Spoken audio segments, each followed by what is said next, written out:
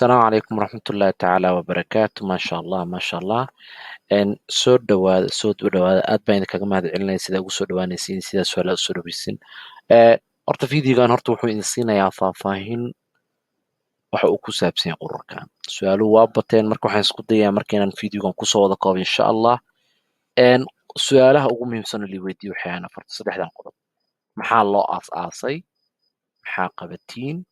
Ma laydinku soo biiri karaa? Een, sababta loo aasaasay intaan u gelin horta marka hore ereyga xigmadda ah ama ku hormaro.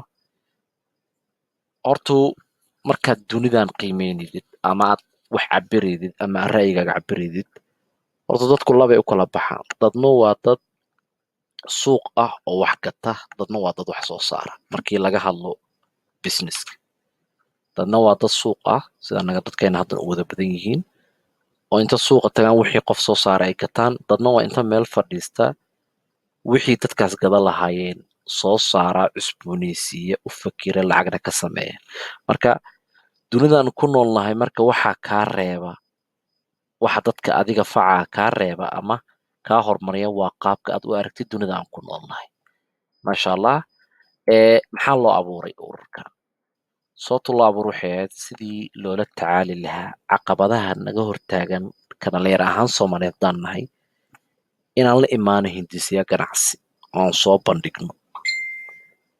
Waxaana ka mid ah caqabadahaasi kow skiilkiyo yar, labo ilaa duu ku run yahay iyadoonan wax tala iyo ra'yi fiican aanan ka haysanin sidii loo noqon lahaa hindisiyaal ganacsi. Saddex ilaa duu ku run yahay uma dhisna systemkii haddii aan ra'yi la imaado dhaqaale aan ku heli lahaa. Marka ururkan hadduu la yiraahdo bulshooyinka Soomaaliya loo soo bandhigay waxaan rajaynaynaa inuu la tacaali doono qaabkii uu ku xalin lahaa saddexdaas qodob khaasatan bulshada wax abuurta ama rabta inay hindise ganacsi la timaado. Maxaa qabatiin? Kolley hadda saacadan la taagan yahay wax ma qabno bulshada hadda hadafkeena koowaad wuxuu yahay inaan helno dad xibno ah oo hawsha hadda aan rajaynayno in nala qabtaan laakiin saacada haddaan taagannahay waxaan joognaa ra'yi. Laakiin waxaan qaban doona waxay noqonaa inaan siino training bixino iyo la tala bixin. Qodobka ugu muhiimsan ugu dambeeyana uu yahay crowdfunding. Crowdfunding markii la yiraahdo waa aaladda maanta western ku badanaa bulshadoodu rabta inay wax hindisto badanaa ay ku hormaraan ayagoo u dhisan yihiin systemyo kala gedsan oo sida network angel investors ah macnaha qolo maalgeliyaal oo network ah bangiyadii u taagan xukuumaddii ay u diyaar u tahay. Laakiin anagu waddankeena hadda dhibaaxas male bangiyadu waa ay jiraan laakiin ma buurna. Marka waxaan isniri bal haddii ururkan isku yimaado hawshaa la qabto insha Allah waxbaa ka soo bixi doona qodobkaan isticmaalna uu noqono crowdfunding-kana. Sidaan wada ognahayna waddanku boqolkiiba 75 wuxuu u badan yahay dhalinyaro.